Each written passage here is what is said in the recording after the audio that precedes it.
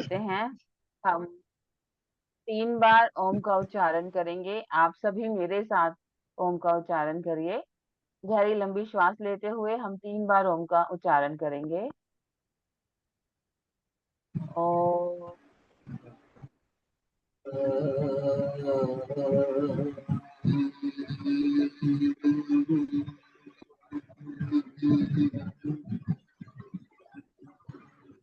ओम।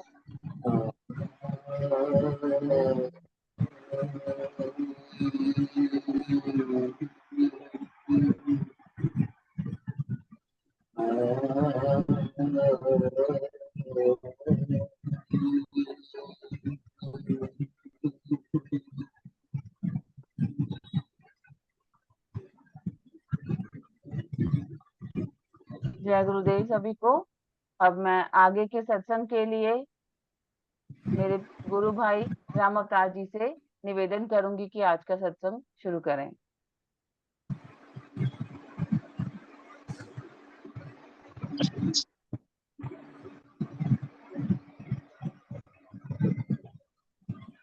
जय गुरुदेव। मेरी आवाज आ रही है जी? हाँ जी, बिल्कुल ठीक आ रही है। जय गुरुदेव जी। सर्वप्रथम सदगुरुदेव भगवान के चरण कमलों में कोटिशः वंदन, नमन, साष्टांग प्रणाम, दंडवत प्रणाम। और सत्संग से जुड़े हुए उपस्थित सभी सत्संगी और आदरणीय गुरु बहनों और भाइयों सभी का हृदय से स्वागत है। सभी को नमन है, वंदन है। कार्यक्रम का प्रारंभ मंगलाचरण से।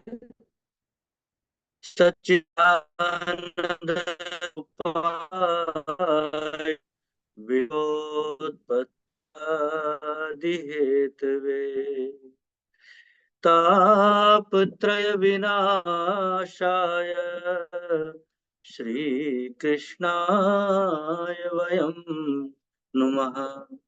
ब्रह्मानंदं परम सुखदं केवलं ज्ञानमूर्तिं द्वन्द्वातीतं गगनसदृशं तत्त्वमस्यादिलक्ष्यम् एकं नित्यं विमलमचलं सर्वधी साक्षीभूतम् भावातीतं त्रिगुणरहितं सद्गुरुं तं नमामि। बोलिए सच्चिदानंद सद्गुरु भगवान की जय। कार्यक्रम का प्रारंभ सदैव की भांति भजन से। और आज एक मधुर भजन की प्रस्तुति के लिए उपस्थित हैं श्रीमती शोभा छाबड़ा जी। उनसे निवेदन है कि कृपया भजन प्रस्तुत करने की कृपा करें।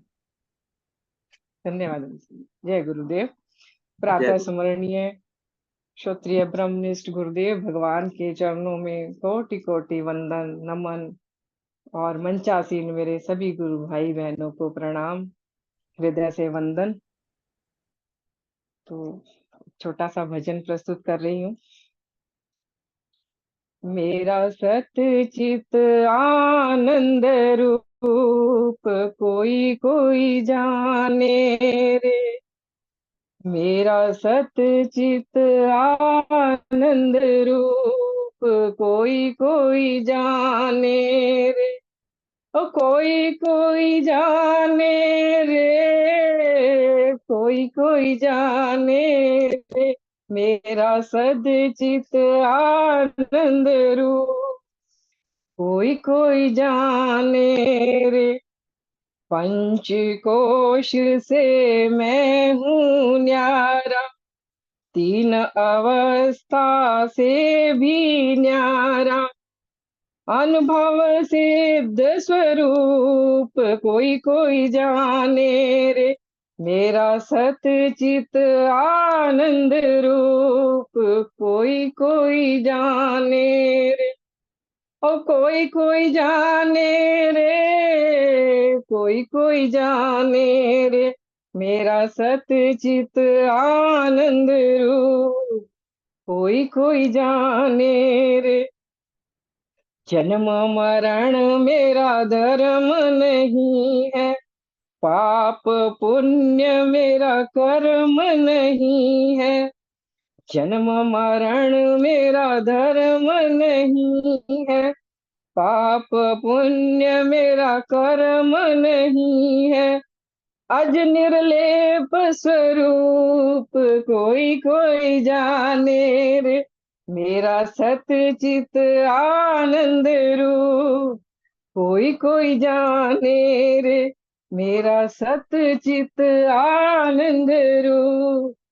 कोई कोई जाने रे, मन वाणी का मैं हूँ दृष्टा, कर्म वचन का मैं हूँ सृष्टा। मन वाणी का मैं हूँ दृष्टा, कर्म वचन का मैं हूँ सृष्टा। मैं हूँ साक्षी भूप कोई कोई जाने रे, मेरा सतचित आनंद रूप। कोई कोई जाने रे, ओ कोई कोई जाने रे, कोई कोई जाने रे, मेरा सतचित आनंद रूप। कोई कोई जाने रे, कोई कोई जाने रे, कोई कोई जाने रे। बोलिए गुरुदेव भगवान की जय। जय गुरुदेव बहन, बड़ा सुंदर भजन आपने मधुर प्रस्तुति दी धन्यवाद। है। मेरा सच्चित आनंद रूप कोई कोई जाने रे, और उसके स्वरूप का पूरा वर्णन आपने कर दिया। पंचकोश से मैं हूँ न्यारा, तीन अवस्थाओं से भी न्यारा हूँ। जन्म मरण मेरा धर्म नहीं है, पाप पुण्य मेरा कर्म नहीं है। मन वाणी का मैं दृष्टा हूँ, मैं साक्षी हूँ, और कर्म वचन का मैं सृष्टा हूँ। ये मैं साक्षी हूँ, मैं ही स्वामी हूँ इन सब का। इस बात को कोई कोई जानता है, सच्ची बात है, सच बात है। हर कोई इस बात को जान नहीं सकता आसानी से, लेकिन जो सदगुरुदेव के बताए मार्ग पर चलता है, उनके बताए ध्यान को करता है, उनके बताए निर्देशों का अनुसरण करता है, वो निश्चित रूप से इस मार्ग इस पद को, परम पद को पा सकता है। बहुत धन्यवाद आपका, बहुत आभार। और अब अंबिका शुक्रिया। बहन जी से आग्रह है कि गुरुदेव भगवान का आज का प्रवचन सुनवाने की कृपा करें। जी, जय गुरुदेव। आज जय हम गुरुदेव। जय गुरुदेव। आज हम गुरु भगवान की मधुर वाणी से दिल्ली प्रवचन 2 भाग 1 सुनेंगे। श्री राम जय राम।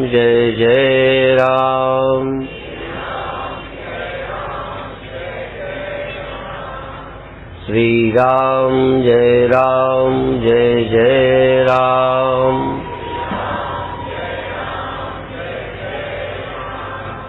सच्चिदानंद भगवान की, सनातन धर्म की।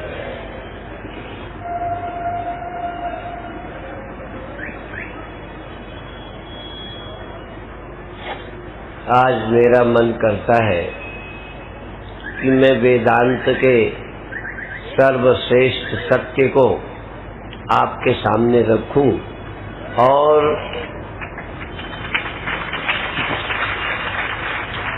उसको समझकर आप इसी जन्म में, इसी शरीर के रहते अपने को मुक्त जान सकें।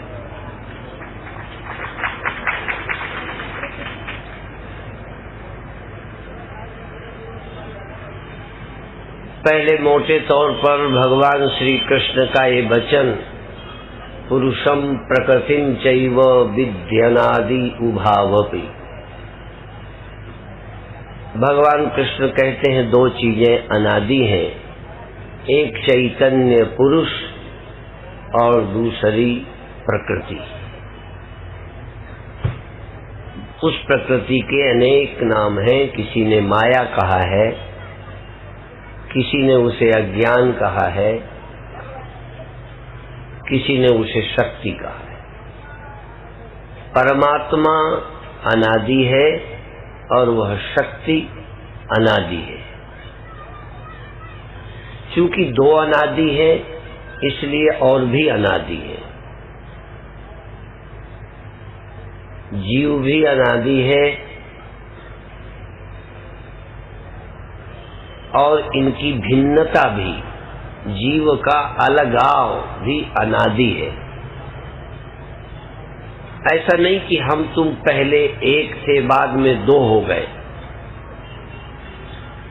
पहले जीव नहीं थे बाद में जीव हो गए। प्रकृति अनादि, पुरुष अनादि और उनसे होने वाले संसार भी प्रवाह रूप से अनादि है। अनादि है, प्रारंभ नहीं है। क्योंकि जन्मे हुए से जो जन्मता है वो आदि होता है। तुम्हारा प्रारंभ क्यों है? क्योंकि तुम प्रारंभ हुए पिता के बच्चे हो, इसलिए जब से बाप है तब से तुम नहीं हो, बाद में हुए। तुम पिता के कुछ दिन बाद हुए हो, क्योंकि पिता स्वयं जन्मा, फिर जवान हुआ, तब बच्चे हुए।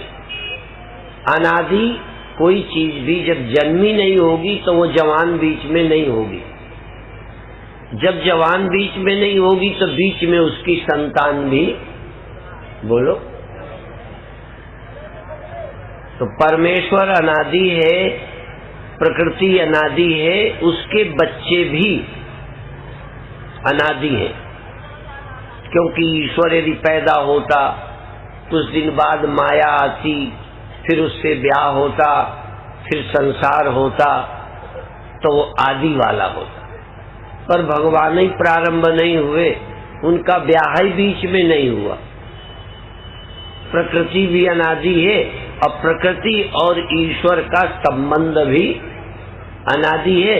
तो जब संबंध है तो उससे होने वाला कार्य जीव भी अनादि है।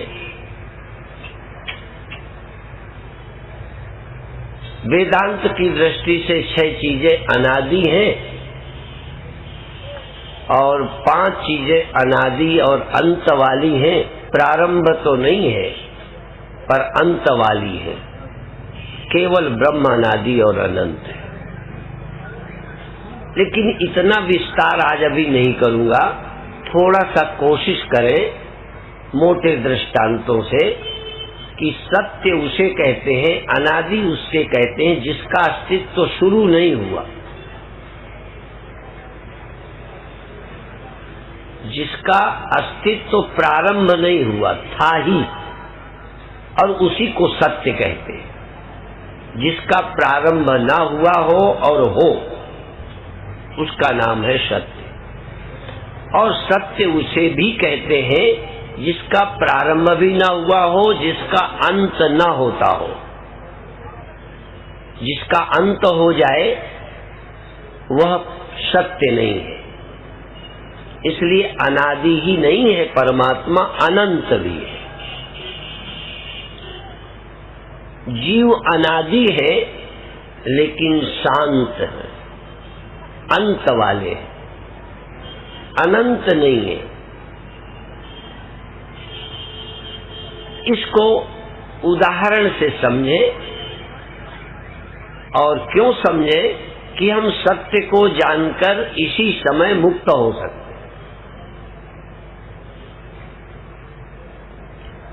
हम जिससे छूटना चाहते हैं यही छूट सकते हैं। वो छूटने का ऐसा नहीं कि यहां से जब कहीं जाओगे वहां छुट्टी मिलेगी। यहां तो बंधन है, वहां मुक्ति है, किसी देश में। वह सत्य किसी देश में नहीं रहता। फिर भी शब्द तो अधूरे हैं, इसलिए ऐसा बोला जाता है, यद गत्वा न निवर्तन्ते तद धाम परमम मम। जहां जाकर फिर नहीं लौटते हैं, जहां जाकर फिर इस तरह जन्म मरण के चक्कर में नहीं आते हैं, ऐसे शब्दों का प्रयोग होता है। इसलिए शब्द प्रयोग के साथ उसके गांभीर्य को स्वीकारना है, उसका अभिप्राय क्या है। बहुत बार पहले प्रवचनों में मैं कहा करता हूं, ऊपर शब्द का प्रयोग, भगवान ऊपर है। गुणों को भी कहा है, ऊर्ध्वम गच्छन्ति सत्वस्था, सतोगुणी लोग ऊपर को जाते। ऊपर शब्द का प्रयोग विभिन्न जगहों पर किया गया है। ऊपर का मतलब जमीन से आसमान में नहीं, ऊपर का अर्थ निकृष्टता से उत्कृष्टता की ओर जाते हैं। ऊर्ध्वम गच्छन्ति सत्वस्था, जैसे पशु की तुलना में मनुष्य ऊपर है, श्रेष्ठ है। ऐसा नहीं कि पशु जमीन में रहते हैं, तुम छत पे रहते हो, ये अर्थ नहीं है। जमीन में ही जानवर रहते हैं, जमीन में ही मनुष्य रहते हैं, फिर भी पशुओं से मनुष्य श्रेष्ठ है। जमीन में हम रहते हैं, जमीन में पेड़ रहते हैं, पर हमारी तुलना में वो जड़ है, उसकी तुलना में पशु कम जड़ है, उसकी तुलना में मनुष्य और कम जड़ है, चैतन्य है। वो अंधकार, जड़ता माने अंधकार, चैतन्यता माने प्रकाश। तमसो मां ज्योतिर्गमय, अंधकार की ओर नहीं प्रकाश की ओर ले चल, परमात्मा से प्रार्थना है। गमय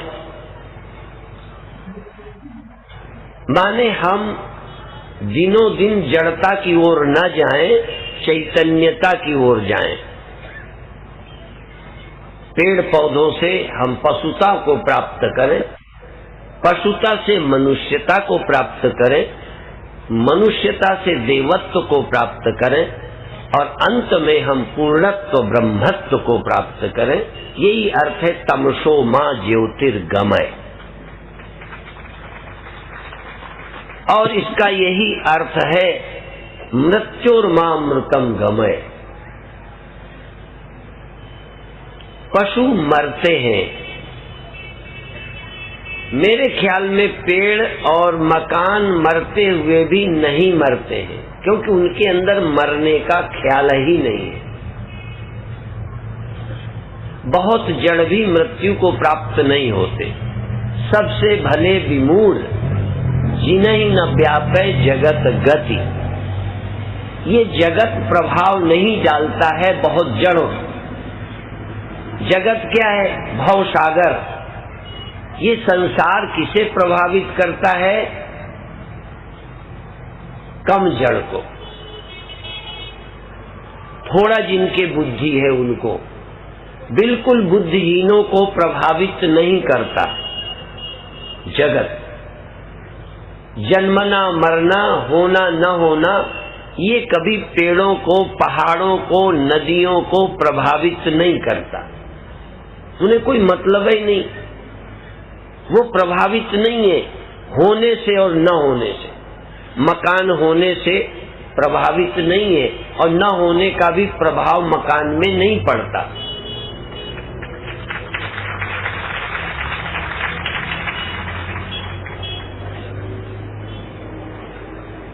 मकान को न होने का कोई ख्याल नहीं है, इसलिए न होने का भय मकान को प्रभावित दिल्ली में तो करता है।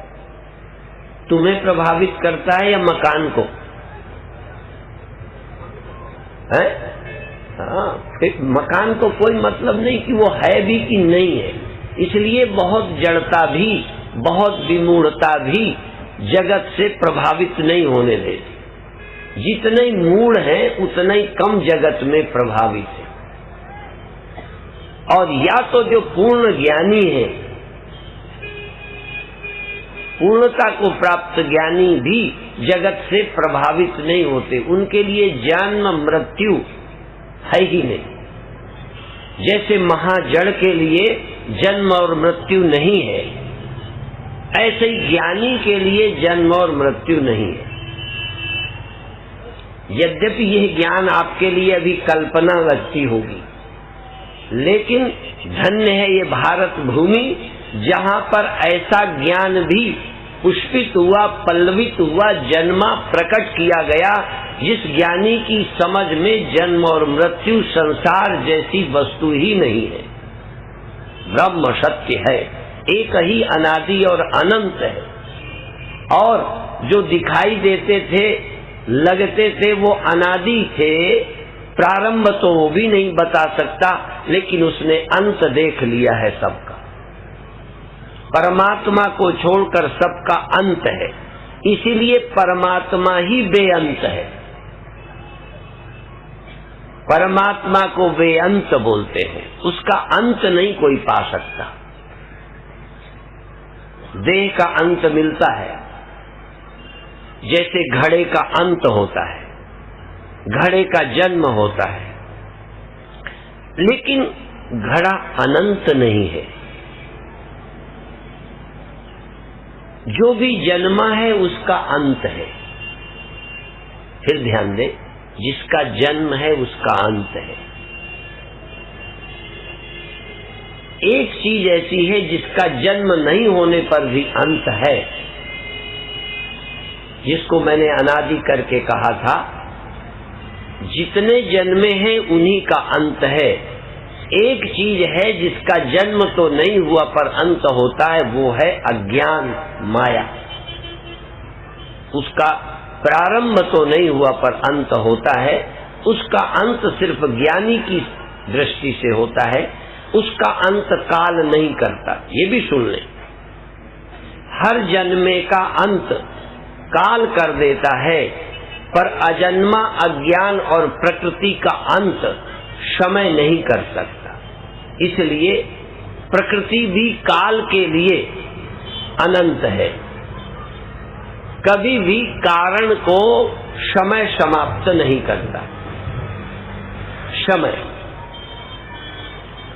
जैसे वृक्ष को समय समाप्त करता है, बीज को समय समाप्त नहीं करता।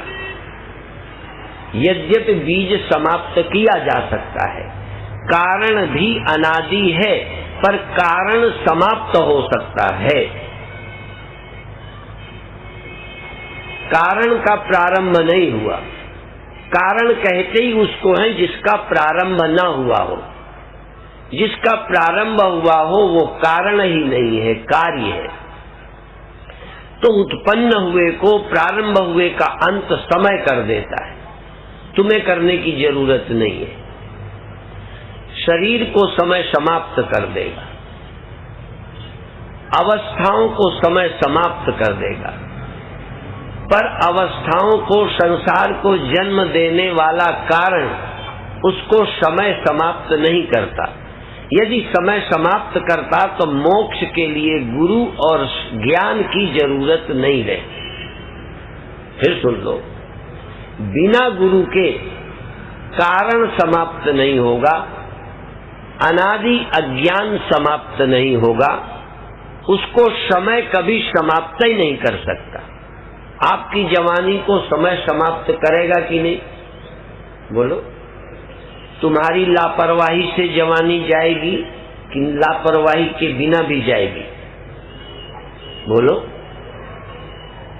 इसलिए मैं बोलता हूं, तुम्हारी लापरवाही से मृत्यु होगी, शरीर का अंत होगा, कि चाहे जो कुछ करो अंत होगा। इसलिए काल जिसको समाप्त करता ही करता है।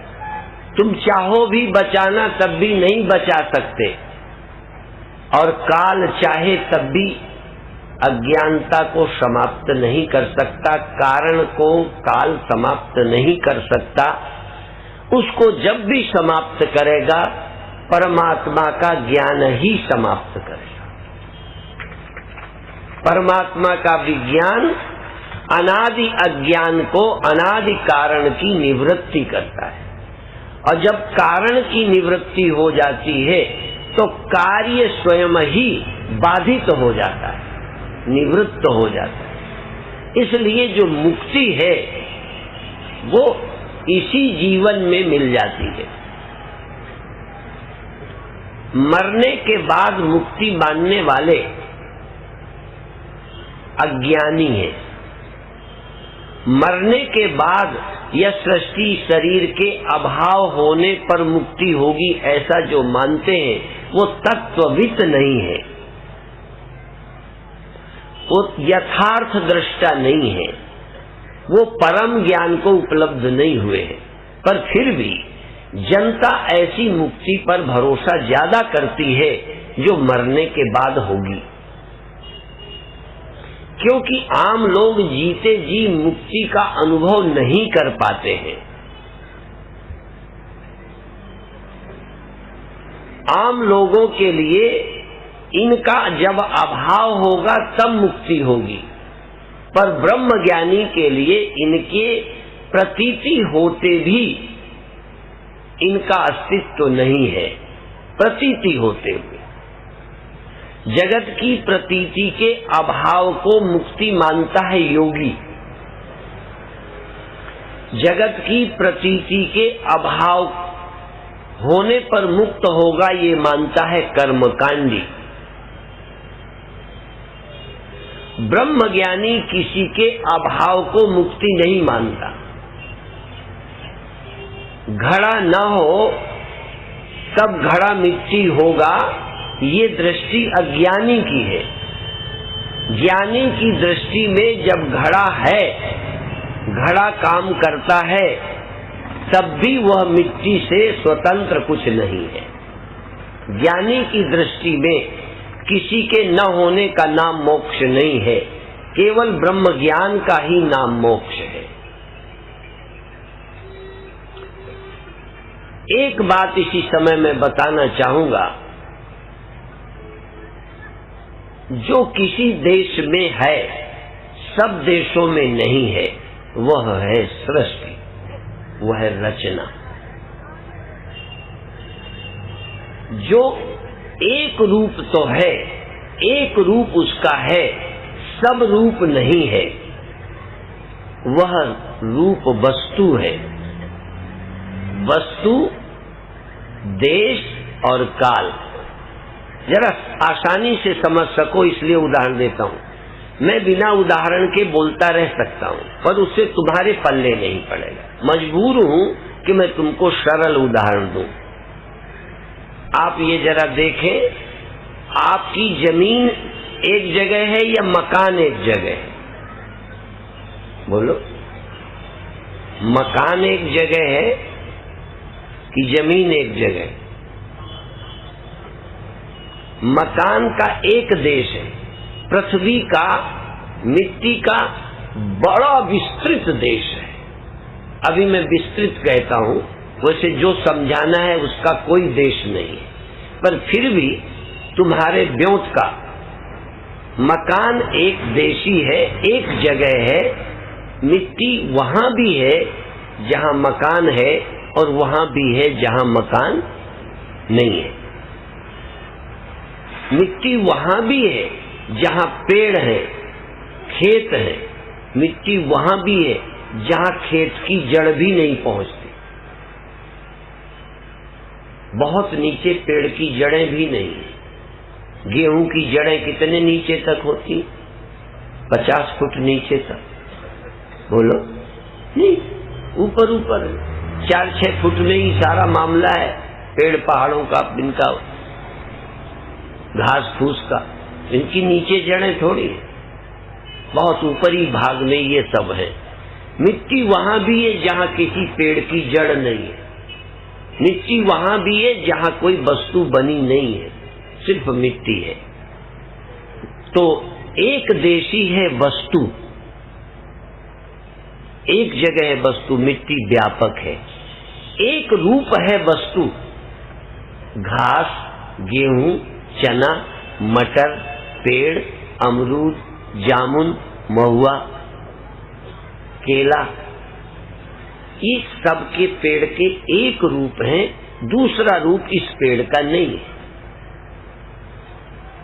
वस्तु सीमित है, परिच्छिन्न है, पर उसमें रहने वाला सत्य केले में सीमित नहीं है, जामुन में सीमित नहीं है, गेहूं में सीमित नहीं है, बल्कि उसकी सत्ता सब पेड़ों में है।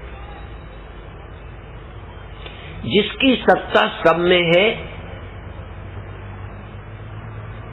और जिसकी सत्ता सिर्फ ये है, बस केला केला है, जामुन नहीं है, जामुन जामुन है, केला नहीं है। क्या रहा है आप? घड़ा घड़ा है, मकान नहीं है, मकान मकान है, बोलो, घड़ा नहीं है। घटा पटोना, घड़ा कपड़ा नहीं है, कपड़ा घड़ा नहीं है, मिट्टी। कपड़ा भी वही है, घड़ा भी वही है।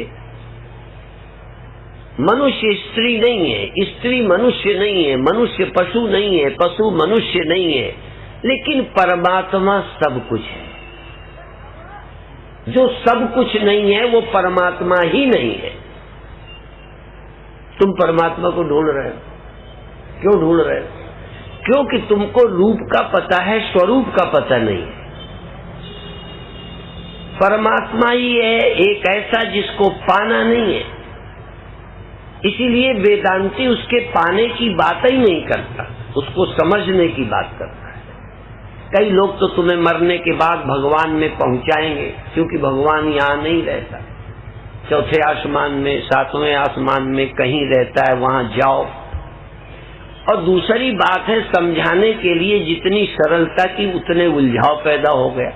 तुम्हें ले गए भगवान के मंदिर, तुम्हें ले गए तीर्थ, तो तुम्हें लगा कि थोड़ा बहुत होगा तो वहीं होगा, दिल्ली में तो है नहीं, और दिल्ली में भी एक मंदिर में है, घर में तो है ही नहीं। हमें हमेशा भगवान ऐसा बताया गया कि कहीं है कहीं नहीं है। यद्यपि वो तुमको ले जाने की प्रक्रिया थी, गलत नहीं था, लेकिन हम प्रक्रिया में उलझ गए। इसीलिए एक दृष्टांत मैंने बहुत बार दिया है कि ये कथा जो है टेढ़ी खीर हो गई, टेढ़ी खीर, टेढ़ी खीर। टेढ़ी खीर का मतलब ये है कि एक भंडारे में खाने के लिए बहुत लोग गए थे, उसमें एक सूरदास भी गए, नेत्रहीन। परोसने वाले पूछते थे सब्जी लो, पूड़ी लो, फला लो। एक ने ये पूछ लिया, सूरदास खीर लोगे? तो उसने पूछा खीर क्या होती? पूछ बैठा खीर क्या होती? अरे लगे, कहने लगे दूध से बनती है, सफेद सफेद होती है। कहीं सफेद सफेद क्या होता है? कहीं सफेद सफेद होता है जैसे बगला। बगला, अब देखो समझाने की कोशिश कर रहा है अंधे को, फंसाने के लिए नहीं, समझाने के लिए। खीर खाओगे? कहता है खाएंगे, पर बताओ कैसी होती है? कहते बहुत अच्छी होती है, सफेद होती है। सफेद कैसी होती है? दूध जैसी। दूध कैसा होता है? बगले जैसा। कहते बगला कैसा होता है? तो बगला बताते समय ऐसे करो, हाथ टेढ़ा करके बगले की नकल करके उसकी गर्दन की ऐसे का ऐसा होता है। और ऐसा कहते सूरदास का हाथ पकड़ा और बगले को दिखाया, ऐसा होता है। तो कहता है भैया मैं नहीं खाऊंगा, तो गला ही फट जाएगा।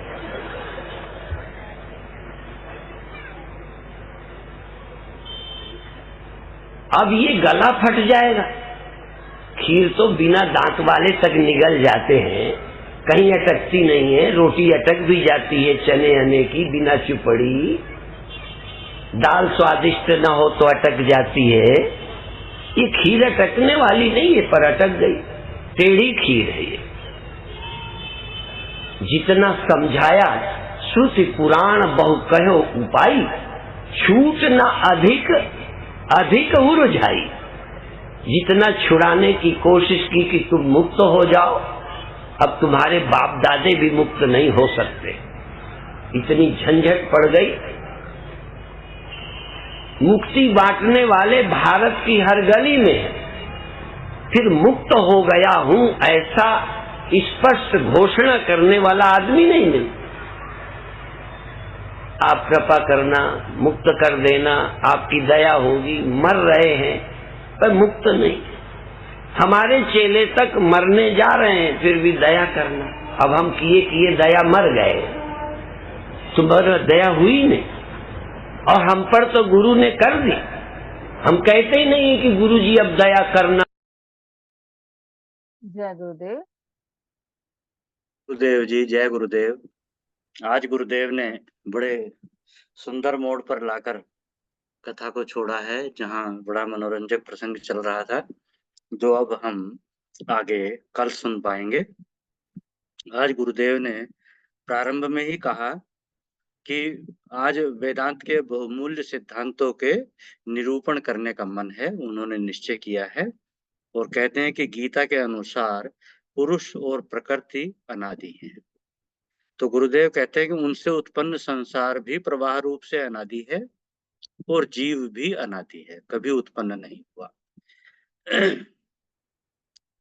लेकिन ये अनंत नहीं है, केवल ब्रह्म ही अनादि और अनंत है, केवल ब्रह्म।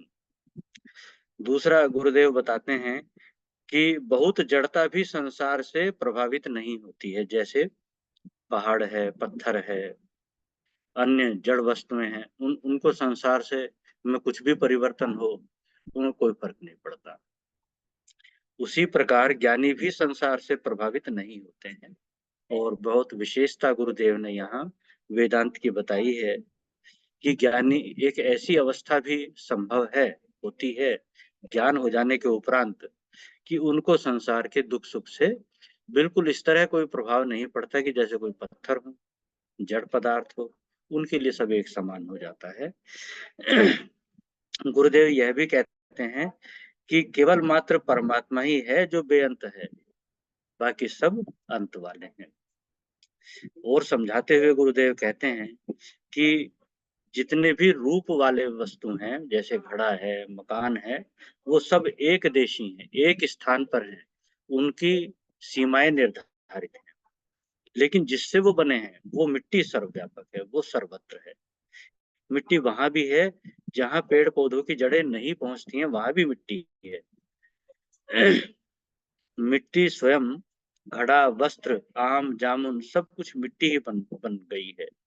उसी प्रकार गुरुदेव कहते हैं कि परमात्मा को खोजना नहीं है, वो सर्वत्र है, उसको समझना है, वो सब कुछ है।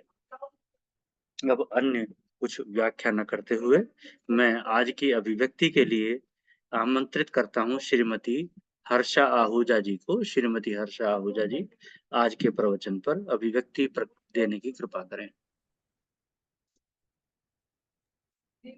जय गुरुदेव। जय गुरुदेव जी।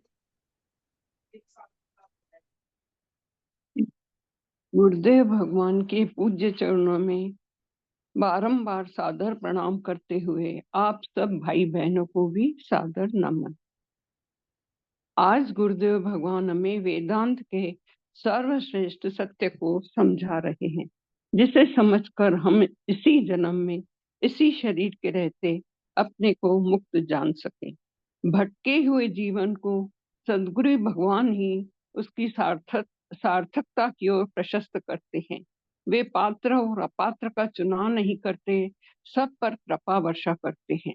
उनकी छत्र छाया में रहने वाले अपनी आत्मा से साक्षात करते हुए परमात्मा से मिलते हैं। भगवान श्री कृष्ण ने कहा है, पुरुषम प्रकृतिम चैव विध्यनादि उभाव अपि। भगवान श्री कृष्ण ने चैतन्य पुरुष और प्रकृति को अनादि बताया है। प्रकृति हमें जागृत में, स्वप्न में और सुषुप्ति में ले जाती है, परंतु प्रकृति हमें परमात्मा से नहीं मिलाती।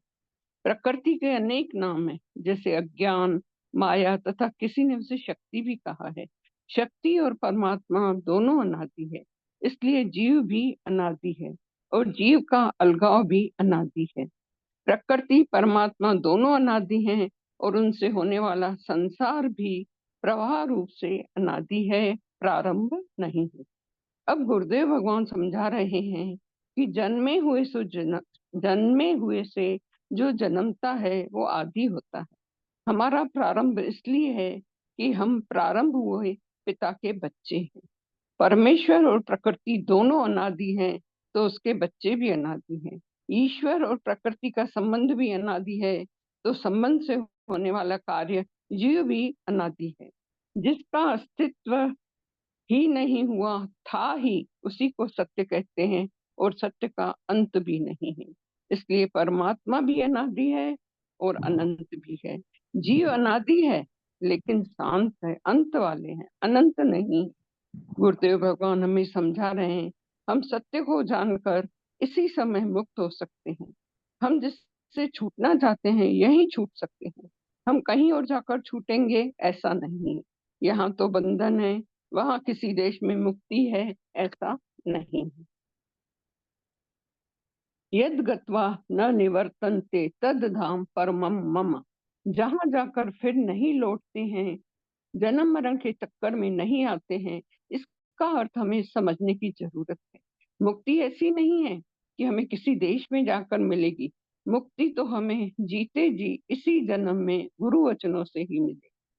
जैसे आम भाषा में कहते हैं भगवान ऊपर है, गुणों को भी कहा है ऊर्ध्वम गच्छति सत्वस्था। सतोगुणी लोग ऊपर को जाते हैं। ऊपर का मतलब जमीन से आसमान में नहीं, ऊपर का अर्थ है निकृष्टता से उत्कृष्टता की ओर जाते हैं।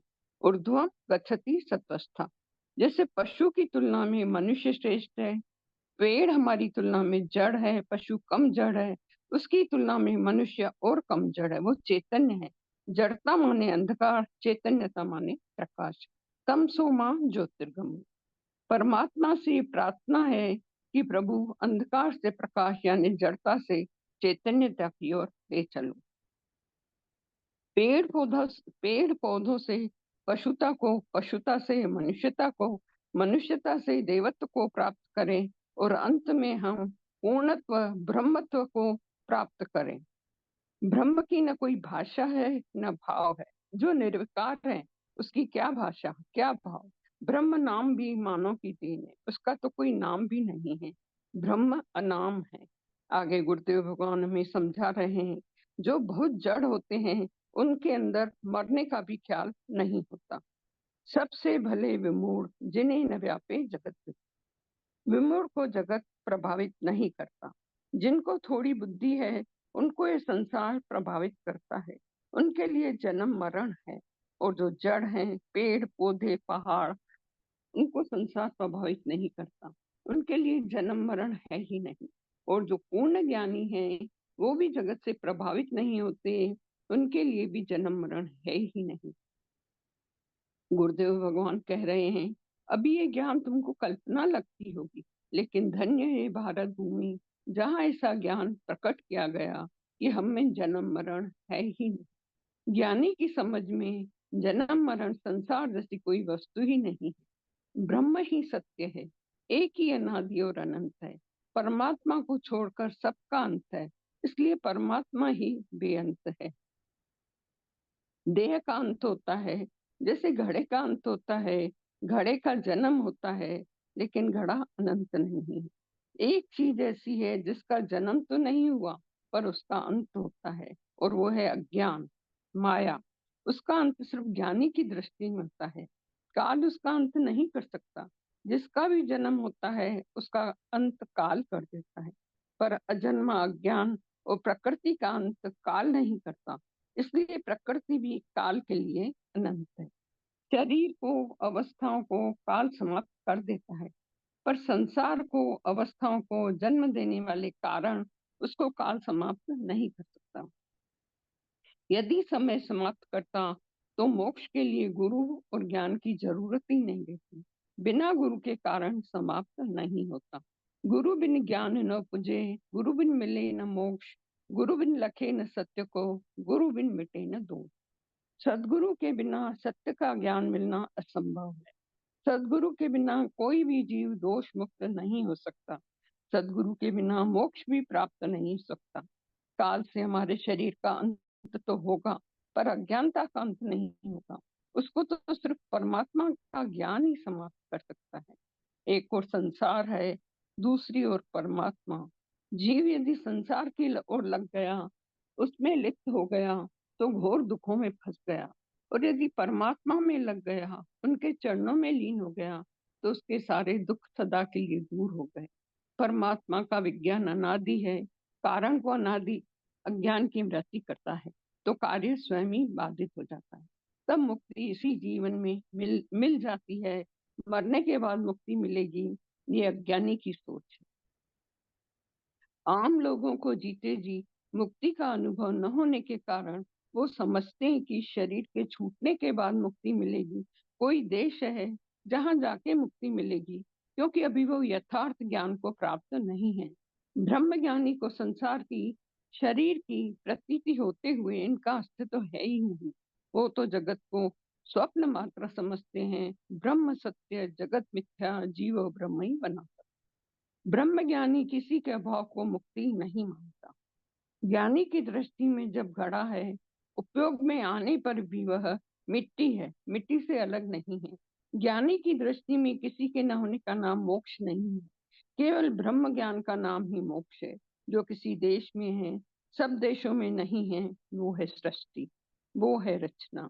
जो एक तो रूप पर है, पर सब रूप उसका नहीं है। जैसे जो घड़ा है वो मकान है, जो मकान है वह ईटा नहीं, ये है रूप। पर इन सब में जो मिट्टी है वो है स्वरूप। यहाँ गुरुदेव रूप और स्वरूप को समझा रहे हैं। जो भी रूप है सीमित है, परिच्छिन्न है, एक ही रूप है। पर जो स्वरूप है व्यापक है, सब में है, वह सत्य सीमित नहीं है। जब हम रूप की दृष्टि से देखते हैं तो वो नाशवान है और स्वरूप अविनाशी है। जैसे ब्रह्म तो एक ही है और वो चेतन सब में समाया हुआ है, पर जीव भिन्न भिन्न है। कोई पापी है, कोई पुण्यात्मा, कोई गरीब, कोई अमीर, पर स्वरूप से सब चेतन है। घटा पटोना, घड़ा कपड़ा नहीं है, कपड़ा घड़ा नहीं है, पर मिट्टी कपड़ा भी हो वो ही है और घड़ा भी वो ही है। मनुष्य पशु नहीं है, पशु मनुष्य नहीं है, लेकिन परमात्मा सब कुछ है। जो सब कुछ नहीं है वो परमात्मा ही नहीं है। पर हम परमात्मा को क्यों ढूंढ रहे हैं? क्योंकि हमें रूप का पता है, स्वरूप का पता ही नहीं है। परमात्मा ही है एक ऐसा जिसको पाना नहीं है, क्योंकि वो हमारे पास प्राप्त ही है। इसलिए वेदांती उसको पाने की बात नहीं करते, समझने की बात करते हैं। आत्मज्ञान मनुष्य समझा जरूर सकता है, परंतु आत्मज्ञान कोई मनुष्य दे नहीं सकता। आत्मा का ज्ञान आत्मा के भीतर बैठे सदगुरु परमात्मा की कृपा से होता है। कई गुरु तो मरने के बाद शिष्यों को भगवान में पहुंचाएंगे, क्योंकि भगवान यहाँ नहीं रहता है। चौथे आसमान में, सातवें आसमान में कहीं रहता है, वहां जाओ। हमें बताया जाता है भगवान मंदिर में है, तीर्थों में, तो क्या घर में नहीं है? हमें ऐसा बताया गया कि भगवान कहीं है, कहीं नहीं है। यद्यपि यह भी एक प्रक्रिया थी, परमात्मा तक ले जाने की थी, गलत नहीं थी, लेकिन हम प्रक्रिया में ही उलझ गए। इसको एक दृष्टांत के द्वारा गुरुदेव भगवान समझा रहे हैं कि ये कथा टेढ़ी खीर हो गई। एक भंडारे में एक व्यक्ति ने एक सूरदास से पूछा, आप खीर लोगे? तो वह बोला, खीर क्या होती है? वह बोला, दूध से बनती है, सफेद सफेद होती है। पूछने लगा, सफेद सफेद क्या होता है? तो वो सफेद सफेद जैसे बगुला। तो समझाने के लिए बगुला बताते समय हाथ टेढ़ा करके बगुले की नकल करके बता दिया और सूरदास का हाथ पकड़ के बगुला दिखा दिया। ऐसा होता है। तो सूरदास बोला, इससे तो मेरा गला फट जाए। खीर तो बिना दांत वाले पी लेते हैं, कहीं अटकती नहीं है, पर ये टेढ़ी खीर होके अटकने वाली हो गई। जितना समझाया, श्रुति पुराण बहु कहियो पाए, छूट न अधिक अधिक उलझाए। जितना छुड़ाने की कोशिश की कि तुम मुक्त हो जाओ, उतनी ही झंझट बढ़ गई। ऐसे ही कई गुरु हमें मुक्ति तो क्या और भटकाने वाले मिल जाते हैं। हम सब लोग बड़े भाग्यशाली हैं कि हमें ऐसे सच्चे सदगुरु मिले हैं, जो स्वयं तो मुक्त हैं ही और हमें भी मुक्त करने का प्रयास निरंतर करते रहते हैं। बोलिए सदगुरुदेव भगवान की जय।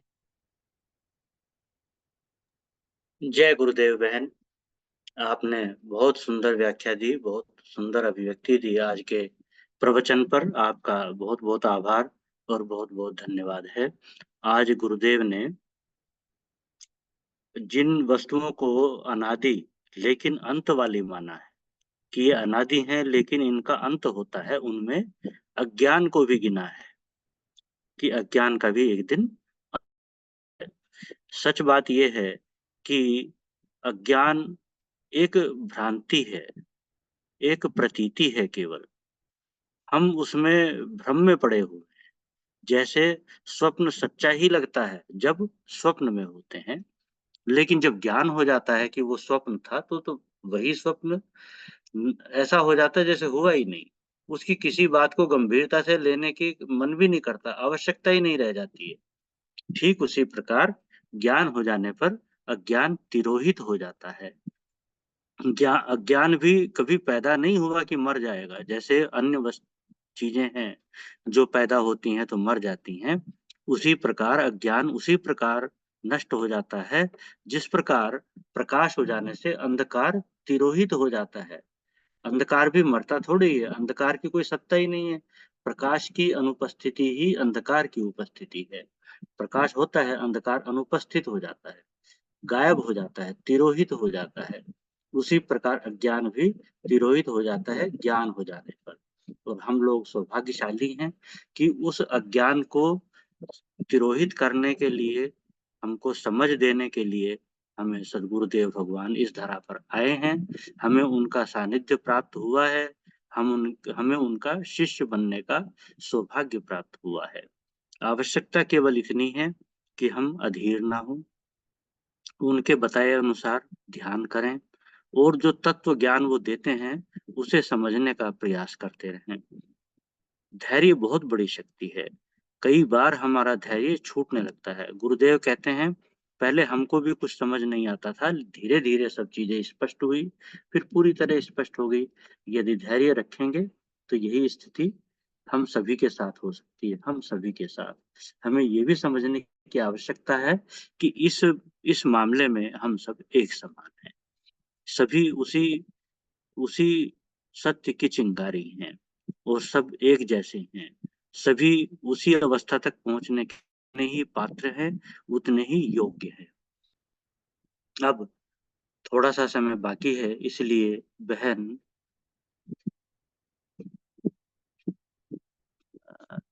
आज हमारे साथ श्री नागपाल जी भी हैं। मुझे नहीं पता है कि उनका स्वास्थ्य कैसा है। मेरा अनुरोध है, अभी शायद उन्होंने छोड़ दिया है सत्संग को। अतः कमल किशोर पांडे जी से अनुरोध है, यदि उनका स्वास्थ्य ठीक है, वो बोल पा रहे हैं, तो आज के इस प्रवचन पर सार रूप में कुछ ना कुछ अपने भाव व्यक्त करने की कृपा करें और फिर आज के सत्संग को समाप्त करने की भी कृपा करें। जय गुरुदेव। जय गुरुदेव भाई साहब, जय गुरुदेव, जय गुरुदेव। परम पूज्य सदगुरुदेव भगवान के श्री चरणों में दंडवत प्रणाम। मंच पर उपस्थित आवाज आ रही है? जी भाई साहब, आ रही है, बिल्कुल, बहुत अच्छी। हाँ, और मंच पर उपस्थित गुरु भाई बहनों को सादर नमन।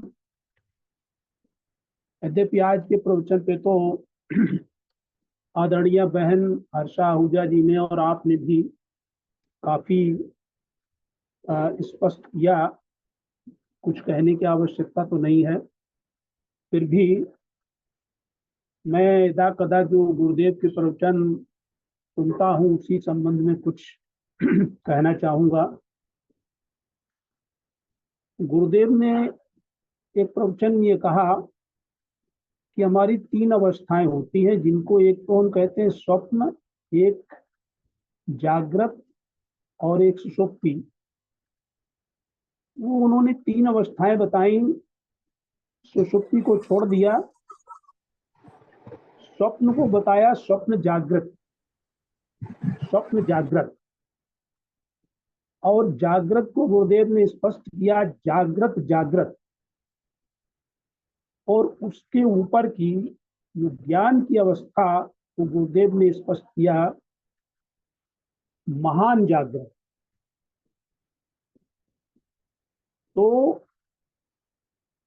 स्वप्न जागृत, जागृत जागृत, महान जागृत, यानी जो हम गुरुदेव कहते हैं स्वप्न भी जो हम देखते हैं वो भी हमारा एक जागृत। और जब हम जागृत में होते हैं, जागृत में जब आते हैं, मतलब जागृत अवस्था में होते हैं, तो वो हमें स्वप्न मालूम पड़ता है। और जब हम महान जागृत की अवस्था में जब पहुंच जाते हैं, यानी ब्रह्म ज्ञान की स्थिति में पहुंच जाते हैं, तत्व ज्ञान की स्थिति में पहुंच जाते हैं, आप साक्षात्कार की स्थिति प्राप्त कर लेते हैं, तब हमको ये जागृत जो है ये सपना मालूम पड़ने लगे। दूसरी बात गुरुदेव ने जो कही, उसमें वही बार बार गुरुदेव कहते हैं, और ये बात पकड़ने की भी है कि अहंकार विमूढ़ आत्मा कर्ता मिति मन्यते, नान्येभ्यः गुणेभ्यश्च कर्तारं यदा दृष्टानुपस्थिति और गुणेभ्यश्च परं वेत्ति तत्त्वं मां सुअधिगच्छति। इस संदर्भ में गुरुदेव ने कहा, मुझे तो बहुत सी बात समझ में आई कि तुम कहते हो कि मैं करता हूं, यानी तुम में भूख नहीं लगती है। भूख तुम मानते हो हमें लगती है, लेकिन भूख तुम्हारे लगाने की बस की नहीं। गुरुदेव तो बहुत उदाहरण देते हैं, जवानी भी तुम्हारे आने से नहीं आती, तुम्हारे आने से अगर आती तो तुम उसको जाने नहीं देते। बुढ़ापा भी तुम्हारे आने से नहीं आता, और तुम अगर उसे जाने भी, तुम अगर रोकोगे भी, गुरुदेव कहते, मैंने प्रवचन सुना कि अगर तुम्हें मरने को कहा जाए या तुम कहोगे नहीं बुढ़ापा है तो खराब, लेकिन हम इसे ही बनाए रखेंगे, इसके आगे हम मरना नहीं चाहते। तो इस संदर्भ में गुरुदेव जी कहते हैं कि प्रकृति करती है, भूख भी लगाती है, खाना भी पचाती है, और ये भी कह देती कि अब भोजन नहीं चाहिए, पेट भर गया है। तुम ऐसे समझो, ये 6 महीने का या साल भर के छोटा बच्चा है, और उसको अगर शीशी से दूध पिलाया जाता है बोतल, तो हम तो मान लीजिए बड़े हो गए, जानकार हैं, समझदार हैं कि हमारा पेट भर गया, अब हम नहीं खाएंगे। वो बच्चा जब उसका पेट भर जाता है तो वो क्यों शीशी बाहर निकाल देता है, फिर लाख प्रयास करो लेकिन वो दूध नहीं पिएगा, शीशी उसके मुंह में कितना भी डालो। ये समझने की चीज है कि सब प्रकृति ही करती, और इन छोटी छोटी बातों पे अगर हम जाना चाहें तो सारी चीजें क्लियर हो जाती हैं। लेकिन है ये कि गुरु निष्ठा और श्रद्धा, वही एक ही बात, गुरु निष्ठा और श्रद्धा, और नहीं, श्रद्धावान लभते ज्ञानम तत्परा सहितेन्द्रिया। आज ही मैं सादा संजीवनी पढ़ रहा था, तत्परा सहितेन्द्रिया।